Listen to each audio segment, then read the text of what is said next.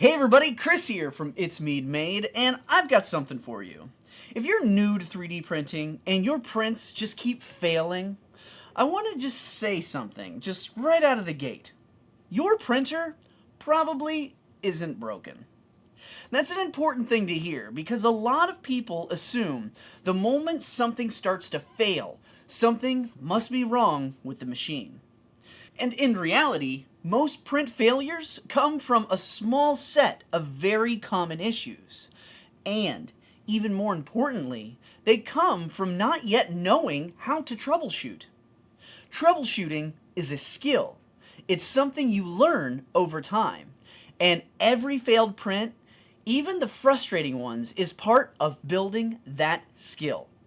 In this video, I'm going to walk you through the most common high-level reasons 3D prints fail, the fixes that solve most problems, and how to think about fixing prints without getting overwhelmed. There will always be special cases and edge scenarios, but if you start here, you'll solve the majority of the issues beginners run into. So let's not waste any more time and let's get into it. Let's start by just clearing something up right now. Your printer didn't break. It drifted. Printers almost never fail all at once. What actually happens is drift. Small changes that just stack up over time. A new roll of filament, a change in the room temperature, seasonal humidity, or even bumping into the printer slightly can slowly push things out of alignment. Because drift happens gradually.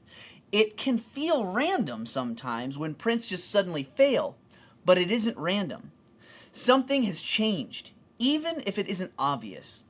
When something goes wrong, the goal isn't to just panic immediately and start changing a bunch of settings here and there. The goal is to calmly bring the printer back into alignment.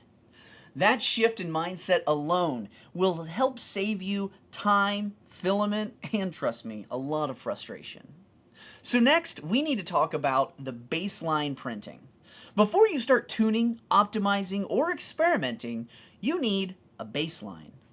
Baseline printing essentially means having one known filament, one reliable slicer profile, conservative speeds, and no experimental settings turned on.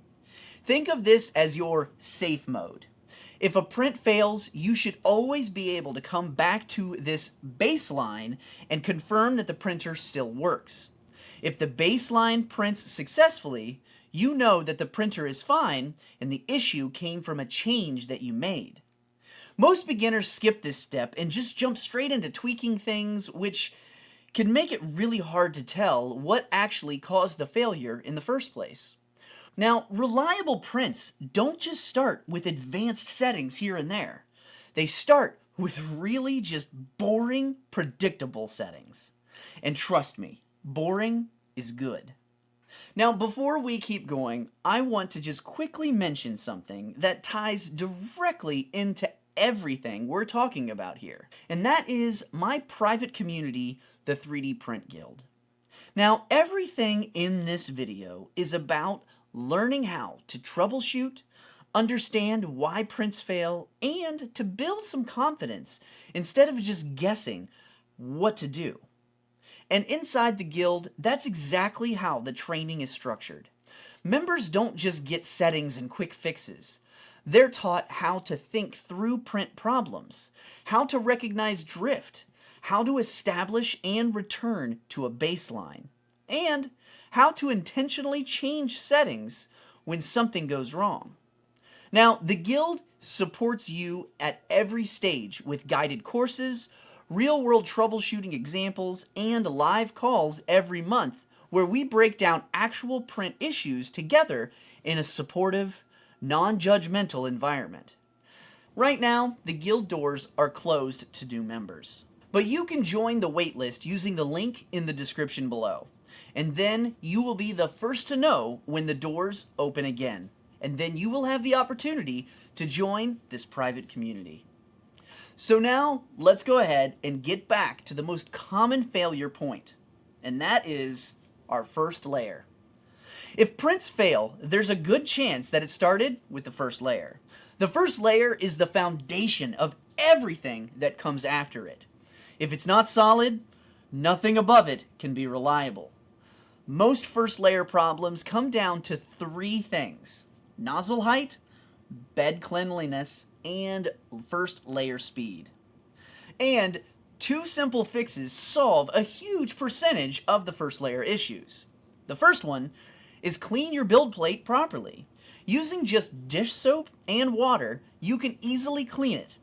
And then the second one is to slow your first layer speed down to around 20 millimeters per second. Slowing the first layer gives the filament time to bond to the surface, and a clean bed gives it something to grab on to.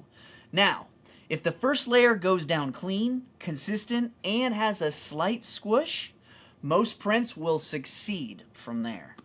Now, let's talk about speed. Speed is a multiplier, not a fix. Modern printers are fast, but that doesn't create quality. It amplifies whatever problem is already existing. If your printer is slightly out of tune, printing faster doesn't hide the issue. It actually makes it worse. Faster speeds reduce the margin for error and makes failures harder to diagnose. Until your baseline prints are reliable, slower speeds give you better results and a cleaner feedback. Speed is something that you earn once everything else is working consistently. Now, let's talk about filament. Filament is a variable, not a constant. Even brand new filament can behave differently from roll to roll because you have moisture, storage conditions, the age of filament, and even the color can change how filaments print. Symptoms like stringing, popping sounds, weak layers, rough surfaces, or inconsistent extrusion are often filament issues, not printer issues. Now, if a print suddenly starts failing and you didn't change any settings whatsoever, always consider the filament first. Now, drying filament or swapping to a known good roll solves more problems than most beginners ever expect. Another big issue is changing way too many settings all at once. I know it is so tempting to just adjust your speed settings, your flow, your temperature, retraction, all at the same time when something fails. But when you do that, you don't learn which changed to help or hurt. Now, effective troubleshooting means just changing one thing at a time, observing the results, and then learn from what that change actually did. This is how troubleshooting turns from frustration into a skill you build over time. Now, let's talk about watching your prints. Now, most failures don't happen just instantly. They actually give you some warning signs early. Watching the first few layers teaches you what normal looks like on your machine. Over time, you'll start to recognize when something looks a little off before it becomes a failure. Now, you don't need to babysit every single print, but checking it early and occasionally is part of learning how your printer behaves, and it helps you develop good problem-solving skills. Another area that gets overlooked is, honestly, your environment. Your printer doesn't exist in a vacuum. You have drafts, cold rooms, open windows, humidity. Even touching the build plate with your hands can cause prints to fail without changing a single setting.